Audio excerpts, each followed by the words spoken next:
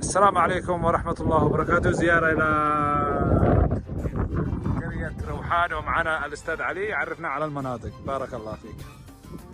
حياكم الله، اهلا وسهلا. هذه قرية روحان، وهذه من ضواحيها او تتبع عزلة الروحاني. هذه قرية معتل. أيوه. القرية اللي خلفها هناك اسمها قرية تعز، تبع عزلة الروحاني. القرية اللي خلفها الحصن اللي هناك قلعة الشاور، تبع العزكي. القرية هذه قرية جوهرون، تتبع عزلة الروحاني.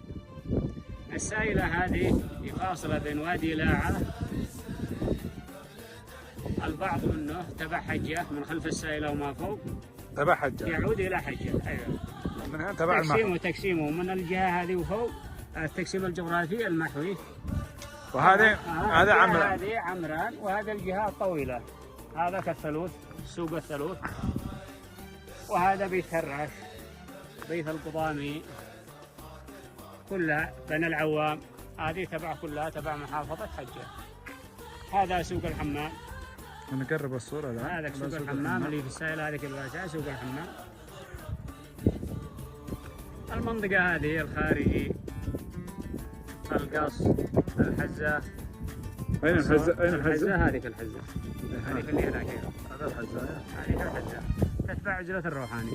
القرية اللي فوقها شمسة. الخيارة. أين الخيارة؟ الخيارة هنا، هذه الخيارة حيث ترجع هكذا.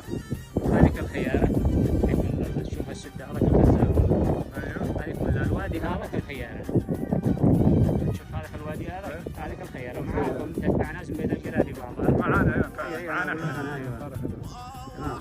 وهذيك الخارجي والقص جحانة.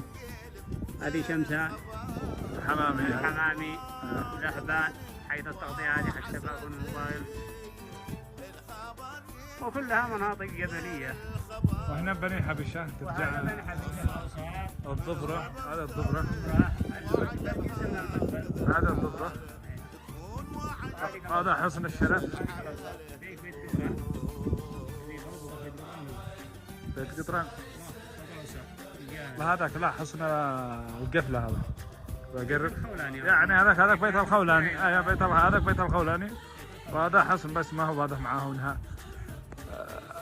هذا بيت قطران هنا بعد بيت. ايوه الرحابة بيت قطران. هذه المحلة. هذه الهجرة. وهذا الجبال فيها السحب، فيها طويلة. هذه الطويلة. وضلع.